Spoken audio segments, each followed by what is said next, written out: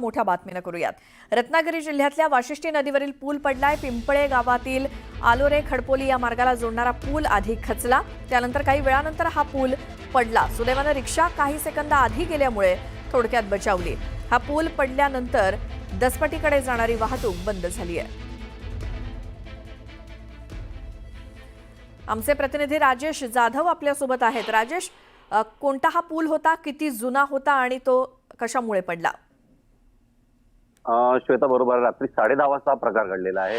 खरं तर पिंपळी नांदिवशी हा रस्ता आहे आणि 23 नंबरचा रस्ता आहे।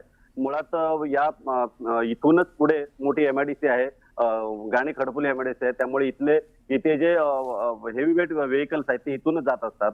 त्यामुळे हा जो ब्रिज आहे तो जवळजवळ 65 वर्षापूर्वी बांधलेला आहे। तुम्ही जर मागे पाहाल तर लक्षात येईल तुम्हाला की हा जो ब्रिज आहे याला पूर्ण तडा गेलेला आपल्याला पाहायला मिळत आहेत आणि खाली खचलाय, पूर्ण जवळजवळ 5 फूट खाली गेलेला आपल्याला पाहायला मिळत आहे। त्यामुळे हा जो वाहतूक आहे या ब्रिजवरची पूर्ण बंद करण्यात आलेली आहे। आणि विशेष म्हणजे जवळजवळ या पुढे जे 15 गाव आहेत त्या 15 गावांचा जो संपर्क आहे तो तुटलेला आहे।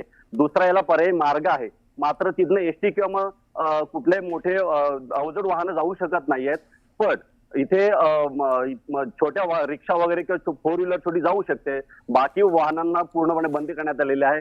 पोलीस बंदोबस्त पूर्णपणे इथे ठेवण्यात आलेला आहे। आणि विशेष म्हणजे या गाणी खडपोली जी एमआयडीसी आहे तिथे जे आता एमआयडीसी मध्ये येणारे जी वाहनं आहेत किंवा म्हणजे ट्रक वगैरे आहेत त्यांना कुठेतरी अडचण भासणार आहे। कारण हा जो ब्रिज आहे, आता खरं तर पालकमंत्र्यांनीच मागच्या महिन्यामध्ये बैठक घेऊन जवळजवळ 65 कोटी रुपये या ब्रिजसाठी पास झाले तसं सांगितलेलं होतं। मात्र आता आणि विशेष म्हणजे 15 दिवसापूर्वी या ब्रिजचा ऑडिट रिपोर्टही काढला होता की हा ब्रिज पूर्णपणे निकामी झालेला आहे। मात्र कुठेतरी ब्रिज बांधायच्या आधीच या ब्रिज कोसळलेला आहे। त्यामुळे कुठेतरी भीतीचं वातावरण आहे। म्हणजे मागील 3 ते 4 दिवस मुसळधार पाऊस होते आणि त्याचा फटका या 65 वर्षापूर्वी बांधलेल्या ब्रिजला पडलेला आहे। त्यामुळे सुदैवाने इथे एक रिक्षावाला वाचलेला आहे। मात्र आता ही जी वाहतूक आहे ती पूर्णपणे बंद करण्यात आलेली आहे। पिंपळी ते नांदिवशी हा मोठा रस्ता आहे आणि याच्या पुढे जवळजवळ 15 गाव आहेत आणि 15 गावांचा संपर्क तुटलेला आहे। श्वेता, राजेश, या सगळ्या माहितीसाठी धन्यवाद। आणखी एक मोठी बातमी, रत्नागिरी जिल्ह्यातूनच कशेडी बोगद्यात जवळ कोकणात जाणाऱ्या कोकणवासियांच्या खासगी बसला भीषण आग लागली।